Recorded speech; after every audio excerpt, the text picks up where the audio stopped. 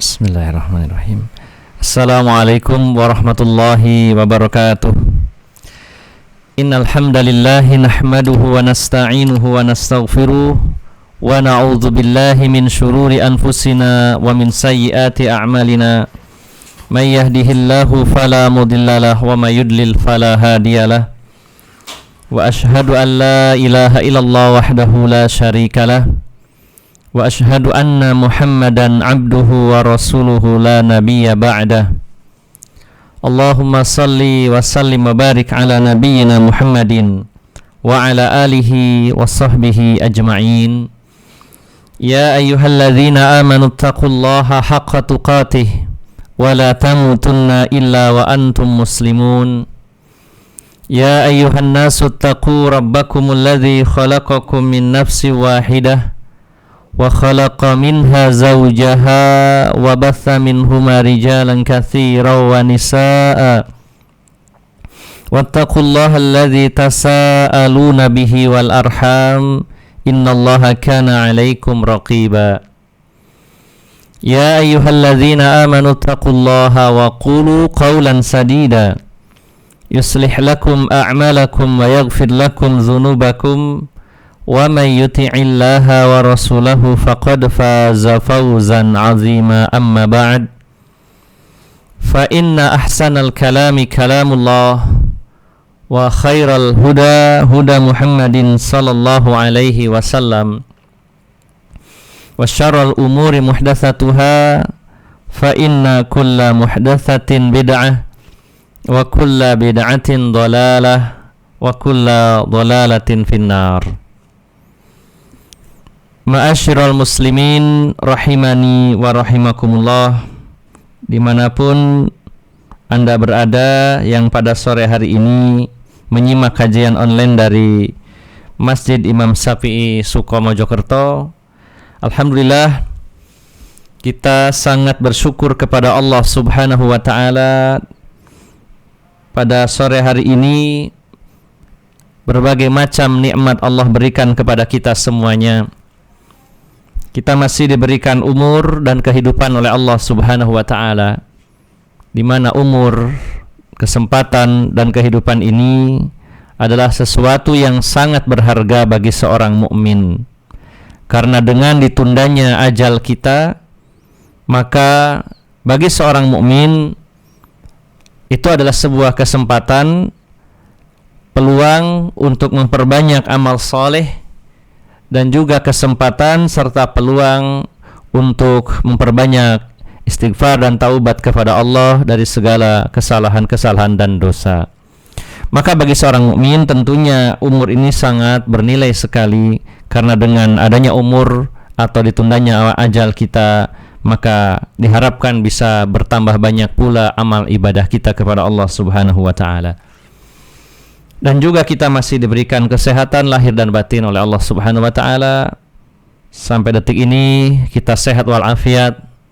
Dan alhamdulillah, di saat pandemi corona ini merajalela, kita termasuk dipilih oleh Allah Subhanahu wa ta'ala dari hamba-hambanya yang masih selamat dan sehat walafiat tanpa terjangkit oleh COVID-19 ini. Dan semoga kita semuanya selalu diberikan kesehatan lahir dan batin, sehingga dengan kesehatan lahir dan batin tersebut kita bisa lebih optimal dalam beribadah kepada Allah Subhanahu wa ta'ala.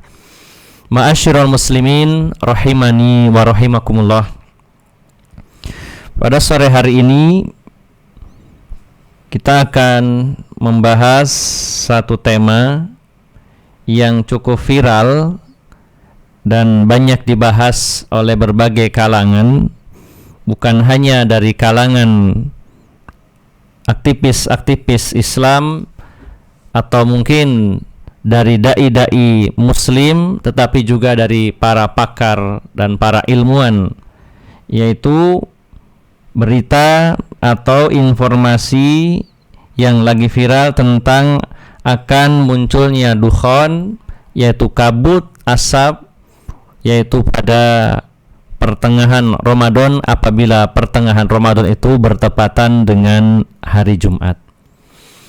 Ma'asyiral muslimin rahimani wa rahimakumullah.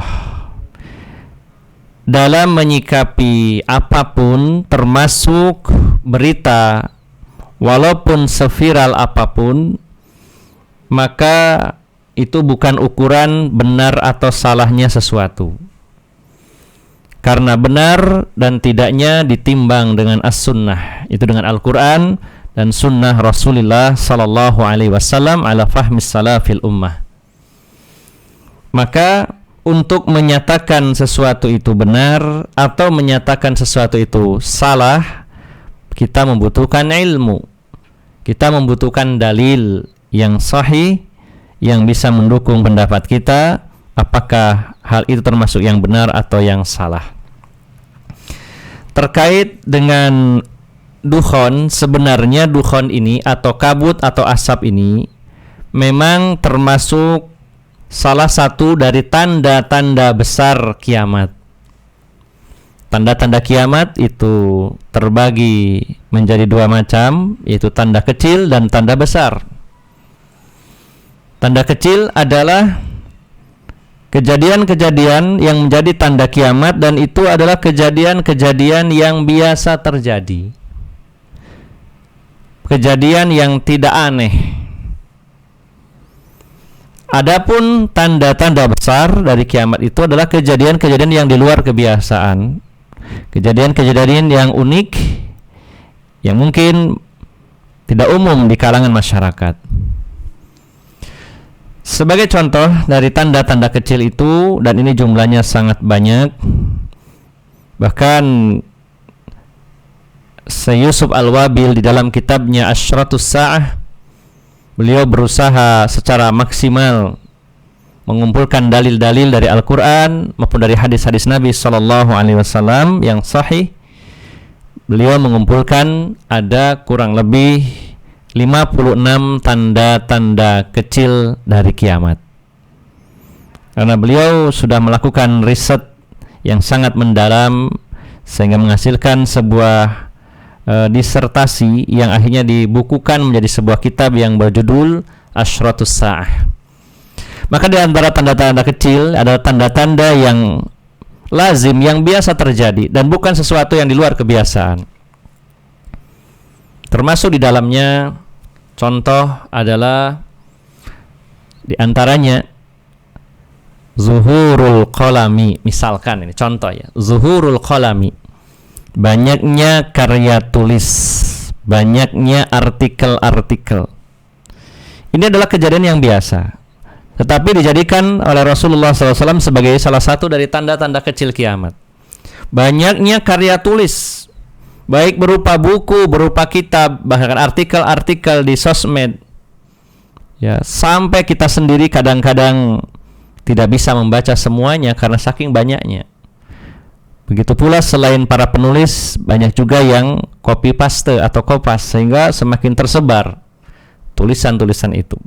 Maka ini salah satu contoh tanda kiamat, tanda-tanda kecil dari kiamat. Zuhurul qalami, banyaknya tulisan-tulisan.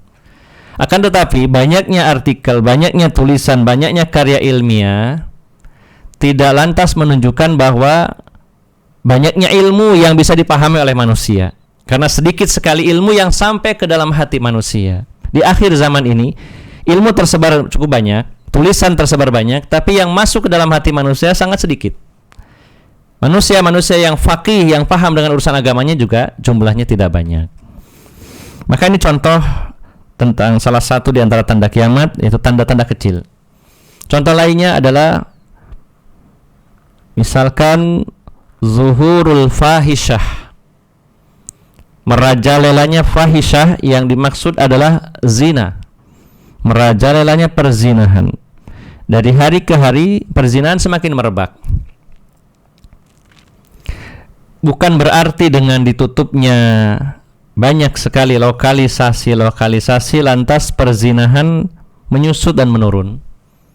Karena kita hidup di era informasi, maka prostitusi pun berkembang pesat ya di dunia maya, sehingga perzinahan semakin merebak. Maka ini contoh hal-hal yang terjadi di tengah-tengah masyarakat. fenomena yang biasa terjadi dan termasuk tanda-tanda kiamat. Termasuk juga tanda-tanda kecil lainnya adalah ketika banyaknya anak-anak yang durhaka kepada orang tuanya. Ini adalah sebagian dari tanda-tanda kecil dari kiamat. Adapun tanda-tanda besar, maka kejadian-kejadiannya di luar kebiasaan. Rasulullah menyebutkannya, beliau bersabda di antaranya dalam hadis yang diriwayatkan Imam Muslim, di antara tanda-tanda besar kiamat itu adalah di antaranya munculnya Dajjal. Ya. Dajjal dari kalangan Bani Adam tapi memiliki kekuatan. Allah berikan kekuatan yang luar biasa. Bisa menurunkan hujan, bisa menumbuhkan tanaman, bahkan bisa menghidupkan orang yang mati. Seolah-olah di tangannya ada surga dan neraka. Maka ini kejadian yang unik dan luar biasa. Ya. Dan dia hidup 40 hari di atas muka bumi ini yang kerusakannya sangat luar biasa. Menjadi fitnah yang terbesar sepanjang sejarah manusia. Banyak manusia yang tersesat, terseret dan terbawa oleh Dajjal ini. Kemudian contoh lainnya Rasulullah menyebutkan dari tanda-tanda besar itu adalah nuzulu Isa bin Maryam. Turunnya Nabi Isa ibnu Maryam alaihi salam. Yaitu turun di antara dua menara putih yang berada di Masjid Jami Baitul Maqdis. Ini juga termasuk kejadian yang unik tentunya. Seorang manusia, seorang nabi yang diangkat dulu oleh Allah Subhanahu wa taala. Diangkat ke langit yang kedua. Ya. Karena yang langit pertama adalah Nabi Adam alaihissalam, dan ini bukan berarti tanpa tujuan. Allah menempatkan ruh Nabi Adam di langit pertama karena Nabi Adam diberikan kelebihan oleh Allah untuk mengetahui ruh anak cucunya yang meninggal dunia. Sementara Nabi Isa ada di langit yang kedua karena akan turun lagi ke dunia. Dan seseorang yang hidup di dunia dan belum meninggal dunia, maka tidak akan meninggal di atas langit, dia akan kembali ke bumi. Maka Nabi Isa akan diturunkan kembali di akhir zaman ke dunia ini, ya. Dan ini adalah tentunya sesuatu yang terjadi dan ini di luar kebiasaan. Kemudian juga Rasulullah melanjutkan di antara tanda besar itu, di antaranya adalah Ya'juj wa Ma'juj, munculnya Ya'juj wa Ma'juj. Segerombolan manusia yang sangat merusak sekali di permukaan bumi ini. Yang jumlahnya sangat banyak sekali, ya. Kemudian juga tanda besar itu adalah adanya ad-dabbah, binatang melata yang bisa berbicara. Kemudian juga di antara tanda besar itu adalah ad-dukhan, yaitu munculnya asap, munculnya kabut yang menyelimuti permukaan bumi. Ya. Kemudian tulu'us syamsi min maghribiha. Kemudian juga termasuk tanda besar itu adalah terbitnya matahari dari barat. Ya. Kemudian juga ada penenggelaman bumi di ufuk timur dan di barat dan juga di Jaziratul Arab. Ini di antara tanda-tanda besar kiamat. Maka ma'asyiral muslimin rahimani wa rahimakumullah, sebenarnya ad-dukhan ini dalam hadis tersebut yang diriwayatkan Imam Muslim dan juga hadis-hadis riwayat lainnya memang sebuah tanda atau satu di antara tanda-tanda besar dari kiamat kubro. Dan itu akan terjadi. Dan sebagai seorang mukmin kita sangat yakin dan seyakin-yakinnya bahwa dukhan itu akan muncul. Bahkan Allah Subhanahu wa taala menjelaskannya di dalam surat Ad-Dukhan sampai disebut atau dijadikan sebuah nama dari surat Al-Qur'an. Ya. Di dalam surat Ad-Dukhan itu ayat yang ke-10 dan yang ke-11 Allah Subhanahu wa taala berfirman, fartaqib yauma ta'tis samaa'u bidukhanim mubin yaghshan nasa hadza 'adzabun alim. Maka tunggulah hari ketika langit membawa dukhan, yaitu kabut yang nyata yang meliputi seluruh manusia. Inilah azab yang pedih. Ma'asyiral muslimin rahimani wa rahimakumullah. Maka dukhan ini kita harus yakini bahwa termasuk salah satu di antara tanda-tanda kiamat dan termasuk tanda-tanda besarnya kiamat. Di mana tanda besar itu kalau sudah muncul salah satunya maka akan segera disusul oleh tanda-tanda besar lainnya. Sebagaimana kalung mutiara yang terputus ketika salah satunya butiran mutiara itu terjatuh maka akan disusul dengan butiran-butiran mutiara yang lainnya. Ma'asyiral muslimin rahimani wa rahimakumullah. Maka poin pertama yang harus kita yakini, kita pegang bahwa ad-dukhan atau kabut yang menyelimuti permukaan bumi ini adalah hak, benar adanya, dan ini termasuk salah satu tanda di antara tanda-tanda besar kiamat dan wajib kita imani. Kemudian Bapak Ibu, saudara-saudari yang dimuliakan Allah Subhanahu wa taala, berkaitan dengan informasi yang viral, yaitu banyak di antara dai-dai yang menyampaikan bahwa dukhan itu akan muncul pada pertengahan Ramadan apabila pertengahan Ramadan itu jatuh pada hari Jumat. Apabila pertengahan Ramadan tanggal 15 Ramadan itu bertepatan dengan hari Jumat. Hari ini adalah hari Rabu dan nanti malam Kamis adalah malam ke-14 Ramadan. Berarti besok malam, yaitu malam Jumat, adalah malam 15 Ramadan, persis pertengahan Ramadan. Maka sebagian dari dai-dai, dan ini juga followernya begitu banyak, para pengikutnya begitu banyak, menyampaikan sebuah riwayat, sebuah hadis yang saya bacakan mungkin di sini hadisnya kurang lebihnya. Hadis ini disampaikan oleh Nu'aim bin Hammad. Qala Nu'aim bin Hammad, qala Nu'aim bin Hammad haddatsana Abu Umar an ibni Lahiyah qala haddatsani Abdul Wahhab bin Husain an Muhammad bin Thabit al-Bunani an abihi anil Harith al-Hamdani an ibni Mas'udin radhiyallahu anhu anin Nabi sallallahu alaihi wasallam. Qala Rasulullah sallallahu alaihi wasallam bersabda, "Idza kanat sayhatun fi Ramadan fa innahu takunu ma'ma'atun fi Syawalin wa tamizul qabailu fi dzil qa'dah wa tusfaqud dima'u fi dzil hijjah wal muharram." Qala qulna wa mas-sayhatu ya Rasulullah? Qala hadhihi fi nisfi min Ramadan lailatal jum'ati fatakunu huddatin tuqadun naim wa tuq'ada al-qa'im. Rasulullah SAW bersabda, apabila ada suara keras, teriakan keras, as-sayhah di bulan Ramadan, apabila ada atau muncul suara di bulan Ramadan, suara yang keras di bulan Ramadan, maka akan terjadi huru-hara di bulan Syawal. Dan kabilah-kabilah akan bermusuhan atau perang antar suku begitu di bulan Dzulqa'dah, dan terjadi pertumpahan darah di bulan Dzulhijjah dan bulan Muharram.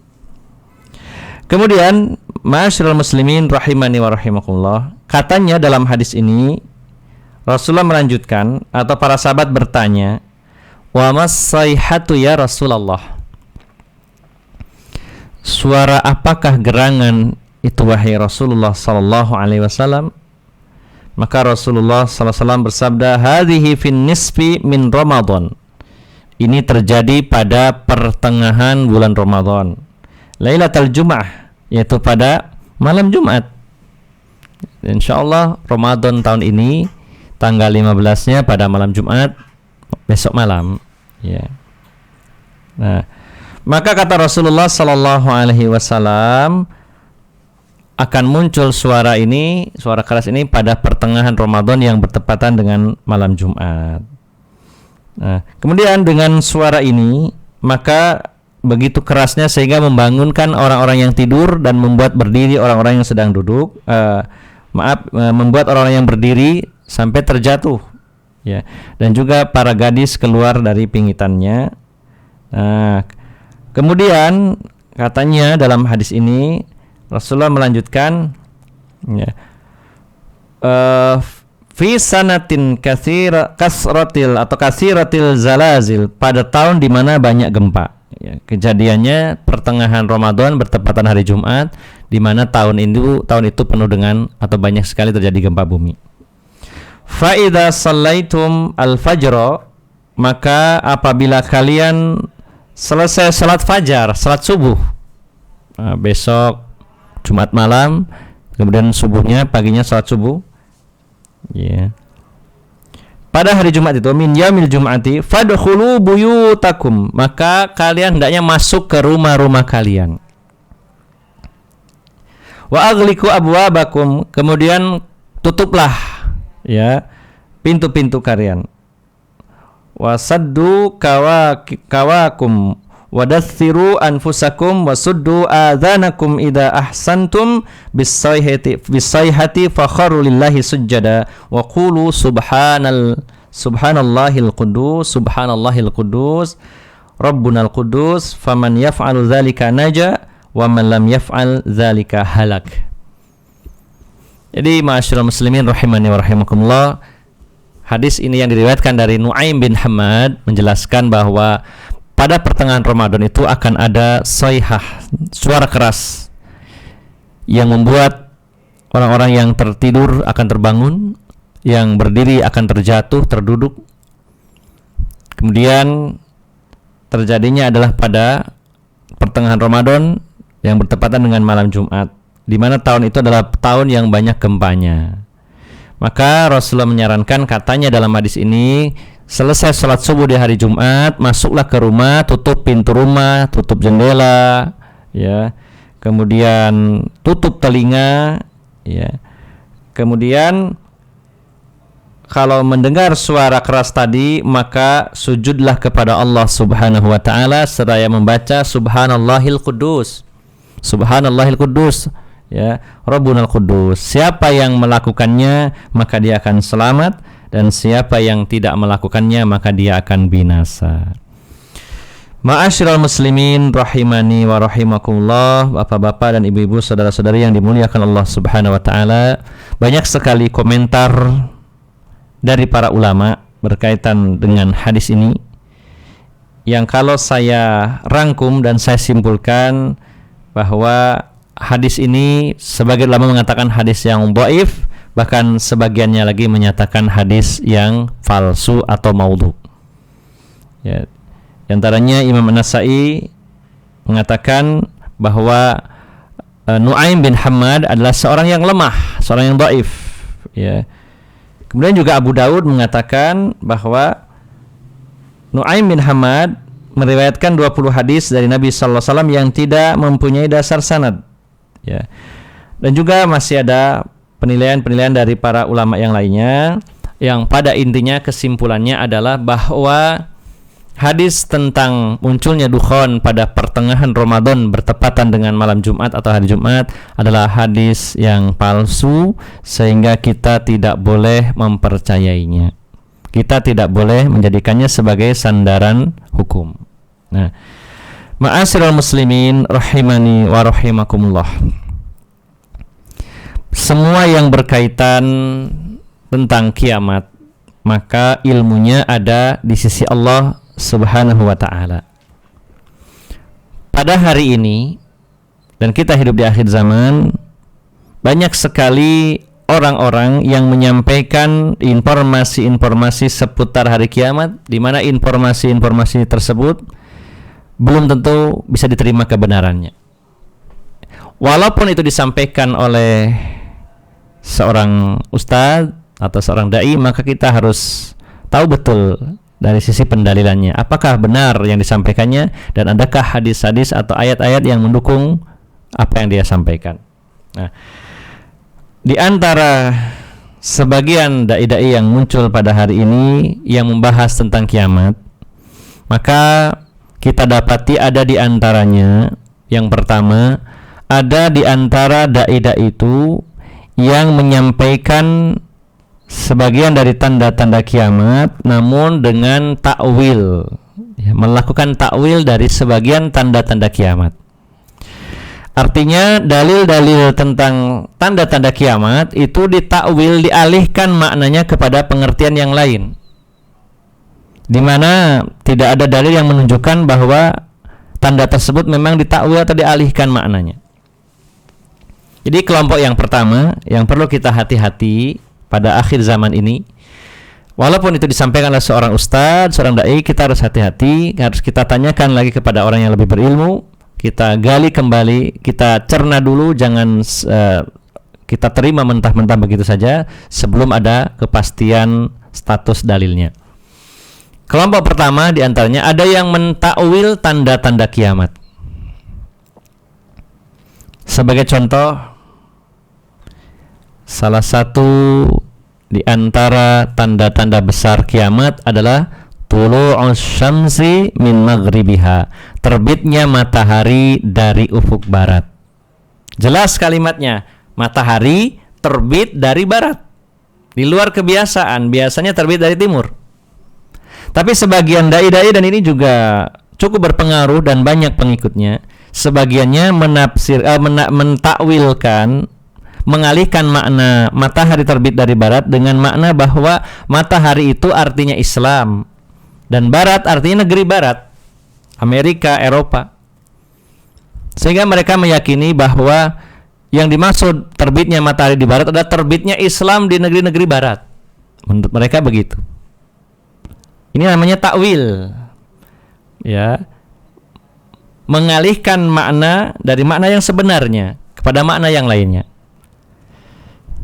Nah, ma'asyiral muslimin rahimani wa rahimakumullah,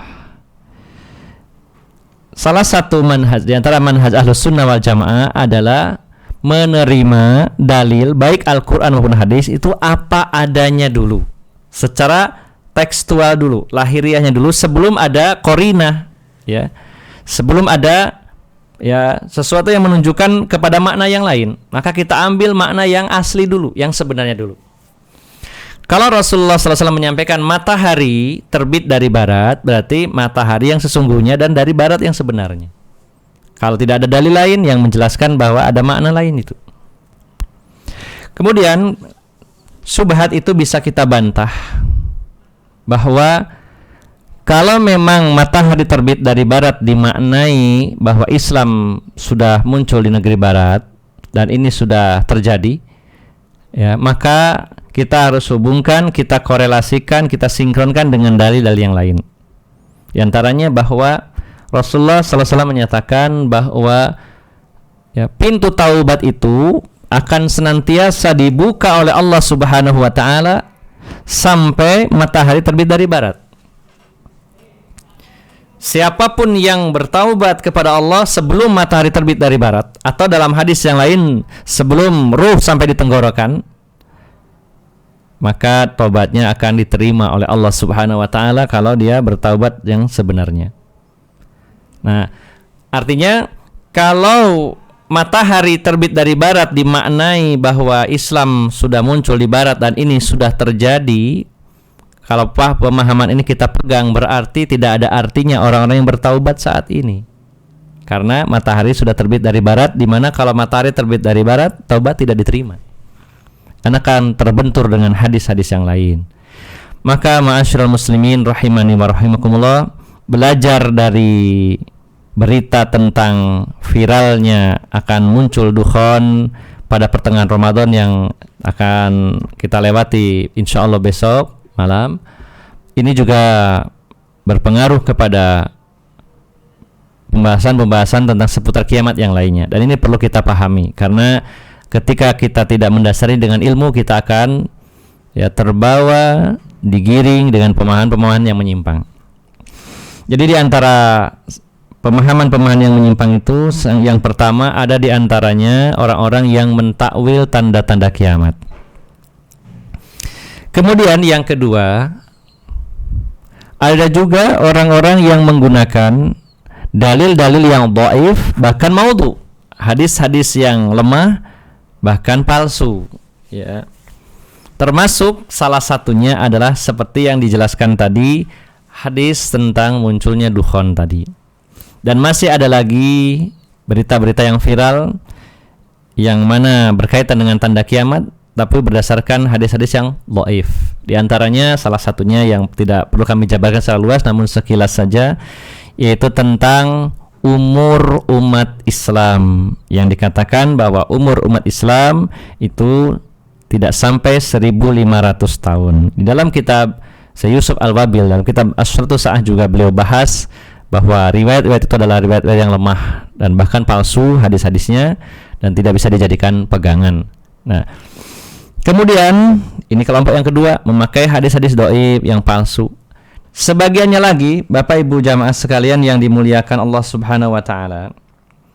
Nah, ada lagi orang yang menyampaikan sesuatu yang berkaitan dengan tanda-tanda kiamat berdasarkan berita di media sosial. Ya, dalilnya adalah dari sosmed. Dihubung-hubungkan satu kejadian dengan kejadian lainnya, lalu dikatakanlah ini tanda kiamat secara mendetail, di mana tidak ada dalil yang menjelaskan secara detail, hanya berdasarkan berita-berita di sosial media. Ini yang banyak terjadi pada hari ini, ya. Kemudian juga ada yang lebih parah lagi, tidak berdasarkan dalil apapun tapi katanya teman. Pernah dengar ceramah yang mengatakan bahwa saya punya teman, tidak dijelaskan namanya siapa, ya, apakah bisa dipertanggungjawabkan secara ilmiah, data-datanya siapa. Saya punya teman dan teman saya bertemu dengan Imam Mahdi. Jadi Imam Mahdi itu sekarang sudah ada. Ya, kita tidak tahu kapan beliau muncul, tapi kalau mengatakan ada teman saya bertemu dengan Imam Mahdi dan Imam Mahdi sudah ada, tinggal nunggu dibaiat. Nah, ini ya dalilnya adalah cerita dari teman. Hati-hati juga, ini tidak berlandaskan dalil yang kuat, karena teman di sini siapa namanya, domisili di mana, apakah dia juga siap bertanggung jawab menyampaikan kebenaran. Nah, maka banyak sekali sekarang ini kesimpang siuran hanya berdasarkan dalil kata teman saya. Nah, kemudian ma'asyiral muslimin, jamaah yang dimuliakan Allah Subhanahu wa taala, mari kita simpulkan apa yang kita bahas pada sore hari ini. Sebenarnya fokus kepada dukhon, apakah benar-benar akan terjadi besok malam, wallahu alam. Tetapi secara pendalilan sudah kita jelaskan bahwa hadisnya adalah dhaif, bahkan maudhu, hadis palsu. Pada intinya, baik itu kapan terjadinya kiamat maupun kapan terjadinya tanda-tanda kiamat, maka ilmunya ada di sisi Allah Subhanahu wa taala. Bukan hanya kapan terjadinya kiamatnya, tapi juga kapan persisnya terjadinya tanda-tanda kiamat kita tidak tahu. Kapan munculnya Dajjal, kemudian kapan turunnya Nabi Isa ibnu Maryam, kapan munculnya Ya'juj wa Ma'juj, kapan matahari terbit dari barat, kapan munculnya Dabah, kapan terjadinya penenggelaman dan lain-lain. Semuanya adalah misteri, semuanya gaib, semuanya adalah ilmunya di sisi Allah Subhanahu wa taala. Maka selama tidak ada dalil yang secara jelas, secara sorry menjelaskan kapan terjadinya, maka kita kembalikan kepada Allah Subhanahu wa taala. Hanya Allah saja yang tahu kapan persisnya terjadi kiamat dan juga tanda-tanda kiamat. Ma'asyiral muslimin rahimani wa rahimakumullah. Sebagai gambaran konkretnya bahwa malaikat Jibril adalah sayyidul malaikah, pemimpinnya para malaikat. Beliau adalah makhluk yang sangat dekat dengan Allah Subhanahu wa taala. Kemudian juga Rasulullah sallallahu alaihi wasallam adalah manusia yang paling dicintai oleh Allah Subhanahu wa taala, manusia yang paling dekat dengan Allah Subhanahu wa taala, manusia paling bertakwa kepada Allah Subhanahu wa taala. Tapi kedua-duanya, baik malaikat Jibril maupun Rasulullah sallallahu alaihi wasallam, walaupun keduanya dekat sekali dengan Allah, tetapi keduanya memastikan tidak tahu kapan terjadinya kiamat. Ya, hanya Allah Subhanahu wa taala saja yang tahu. Di dalam hadis Jibril yang diriwayatkan Imam Muslim, ketika malaikat Jibril bertanya kepada Rasulullah yang berwujud seorang lelaki waktu itu, yang diriwayatkan oleh sahabat Umar, Maka malaikat Jibril bertanya tentang 4 perkara. Bertanya tentang Islam, tentang iman, tentang ihsan. Kemudian yang keempat bertanya tentang kiamat. Malaikat Jibril bertanya, ya Muhammad, fa'akhbirni anis sa'ah. Beritahukan kepadaku kapan terjadinya kiamat. Maka Rasulullah SAW menjawab, mal mas'ulu anha bi'a'lama minas sa'il. Tidaklah yang ditanya lebih tahu daripada yang ditanya. Tidaklah yang ditanya lebih tahu daripada yang bertanya. Artinya yang ditanya yaitu Rasulullah SAW dan yang bertanya yaitu malaikat Jibril sama-sama tidak tahu kapan terjadinya kiamat. Nah, kalau Rasulullah saja yang dekat atau manusia paling dekat dengan Allah tidak tahu kapan terjadinya kiamat, kalau saja malaikat Jibril, malaikat terdekat dengan Allah tidak tahu kiamat, bagaimana dengan makhluk yang lainnya? Maka jangan pernah percaya kalau ada orang mengatakan kiamat akan terjadi tahun sekian, tahun sekian. Semuanya meleset, semuanya tidak terjadi. Bahkan banyak yang dijadikan dalih untuk perkembangan bisnisnya. Ya, ada sebagian dari orang-orang yang mengaku ustadz, kemudian pembahasannya tentang kiamat, kemudian menyarankan jamaahnya untuk membeli perumahan-perumahan di pegunungan, dan ternyata sudah kong kali kong dengan developernya supaya laris. Ada kasus di Jawa Barat seperti itu. Jadi hati-hati kalau ada orang mengatakan kapan terjadinya kiamat, tahun sekian-sekian, wajib kita tolak dan kita tidak percaya. Termasuk kalau ada informasi terjadi tanda-tanda kiamat. Kalau dikatakan bahwa Dajjal akan muncul pada tahun 2023, mana dalilnya? Kenapa memastikan tahunnya? Ya, Imam Mahdi akan muncul sebelumnya lagi pada tahun sekian, Nabi Isa akan turun tahun sekian. Ini tidak usah dipercaya. Ma'asyiral muslimin rahimani wa rahimakumullah. Allah menegaskan ya secara gamblang di dalam surat Al-A'raf di antaranya ayat 187.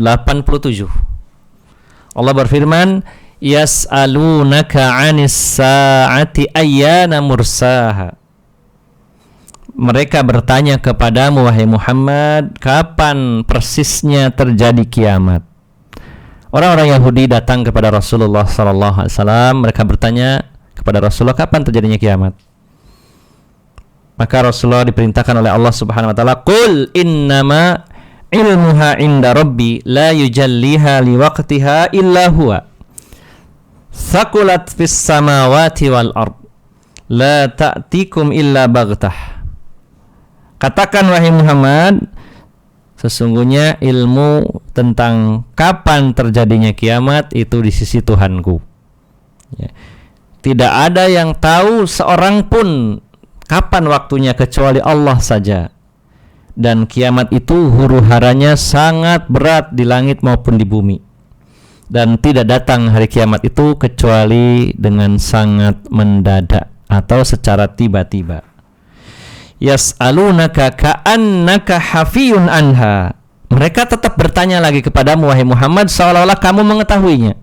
Mereka memaksa menjelaskan atau meminta penjelasan agar engkau mengatakan kiamat terjadi kapan, tahun berapa. Mereka bertanya terus kepadamu kapan terjadinya kiamat. Maka qul innama ilmuha indallah walakinna aktsaran nasi la ya'lamun. Katakan bahwasanya ilmunya itu di sisi Allah Subhanahu wa taala, akan tetapi kebanyakan manusia tidak mengetahuinya. Ini di antara salah satu ayat saja yang menjelaskan bahwa hanya Allah saja yang tahu tentang kapan terjadinya kiamat, bahkan juga kapan terjadinya tanda-tanda kiamat tersebut. Nah, termasuk pembahasan tentang dukhon, karena memang hadisnya tidak bisa kita pakai, maka tidak perlu kita percayai. Bukan tidak percaya dengan adanya dukhon, bukan. Sekali lagi di awal tadi saya jelaskan bahwa ad-dukhon termasuk salah satu tanda besar dari kiamat. Tetapi yang wajib kita tolak adalah orang-orang yang menyatakan memastikan waktunya, termasuk memastikan waktunya tanggal 15 Ramadan ketika bertepatan dengan malam atau hari Jumat. Bapak Ibu jamaah sekalian yang dimuliakan Allah Subhanahu wa taala, berarti besok malam lah saatnya kalau menurut hadis yang palsu tadi itu akan munculnya dukhon. Tapi alhamdulillah sampai detik ini, sampai ceramah yang disampaikan, belum ada tanda-tanda dan mungkin berita dari manapun yang mengatakan bahwa akan terjadi malapetaka selain adanya corona ini.